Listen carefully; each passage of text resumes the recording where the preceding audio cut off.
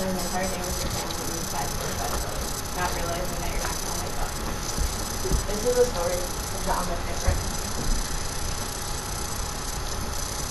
She was a young girl. She was 6 years old, and she participated in beauty pageants just like her mother did.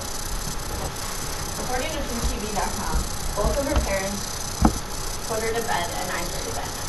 The next morning, her mom woke up to find a ransom note on the staircase. Supposedly, she found it on the staircase. The ransom was for $118,000 in the return for JonBenét Ramsey. Once they realized that JonBenét Ramsey wasn't in the room, they decided that they would call the police. After 8 hours that she was gone missing, they found her in the basement and she was struck in the head and strangled to death. The suspicion rose when they found her in her own home in the basement, and her parents didn't know that she was there. But there was no evidence to completely charge her parents with murder. Like, they were never able to completely remove them from the suspect. This murder is still unsolved today. They believe that the killer was a fan of her work in the beauty pageant industry. So a little bit of the history behind the pageant. According to the PageantCenter.com website, it began in 1920. And I guess you're probably wondering what they are judged on. So I went to the Westchester Hudson Valley Beauty Pageant website, and they judged them on their poise, personality, intelligence, and beauty. And then they have to model either a swimsuit, an evening gown, and a little outfit with their talent performance that they have to do. And beauty pageants come from, they're all different levels. There's local, there's state, there's national, and even beauty pageants are becoming more ethnically diverse. Even with that, there's two main beauty pageant types, the natural and the glitz. The natural beauty pageants are where there's no makeup, they just wear normal outfits, there's nothing fake about them. Now the glitz pageants, this is where the girls are dressed in tons of makeup, fake eyelashes, fake teeth, and they're dressed in provocative ways. Beauty pageants is a form of child abuse.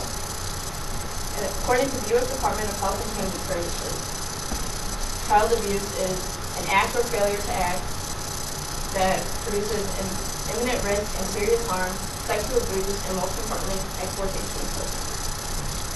According to them, or in some examples of the child abuse that I found were on the website WinerCon.com, the girl had her eyebrows waxed, and then you can see in this picture, she is terrified.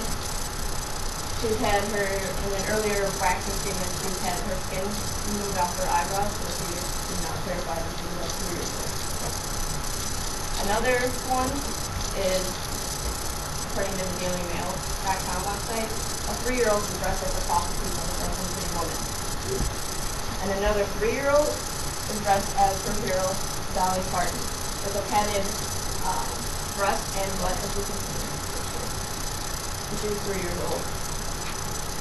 And another one, an 8-year-old girl, her mother was injecting her with Botox so she wouldn't get wrinkles. Who worries about getting wrinkles as an 8-year-old? Also,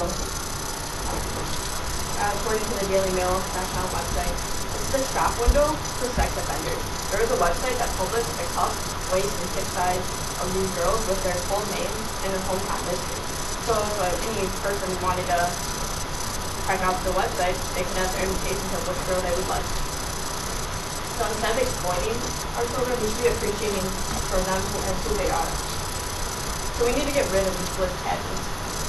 Because according to the APA, the American Psychological Association, beauty pageants ruin their self-esteem and increase eating disorders and depression, along as having negative cognitive and emotional development. And many girls that are in beauty pageants are no longer pursuing careers in science, technology, and mathematics and engineering schools.